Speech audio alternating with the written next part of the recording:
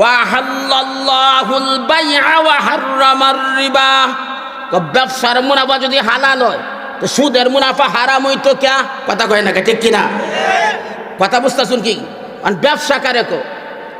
আপনাদের এলাকার একটা লোকের মাছ আছে, মুন্সির হাটের একটা লোকের টাকা আছে, টাকা উলার কিন্তু মাছের দরকার, মাছ উলার টাকা দরকার। কথা কয় না ক্যা? দুজনের অভাব দূর হইল। কথা ঠিক না বেঠিক যখন? আর আর সুদকুর করলো, দিল 10,000, নিল 20,000। ব্যবসার দ্বারাতে দুইজন অভাব দূর হইল। আর সুদকুর করলো কি, দিল 10,000, নিল 20,000। অর্থাৎ গরিব মানুষ গরিব হইল, ধনী মানুষ ধনী হইল। অর্থাৎ ব্যবসার দ্বারাতে দুইজনের উপকার হয়, আর সুদের দ্বারাতে ধনী মানুষ ধনী হয়, গরিব মানুষ গরিব হয়। এই জন্য আল্লাহ বলেন ওয়া হাল্লাল্লাহুল বাইআ ওয়া হাররামার রিবা। ব্যবসাকে করেছি হালাল, সুদকে করেছি হারাম।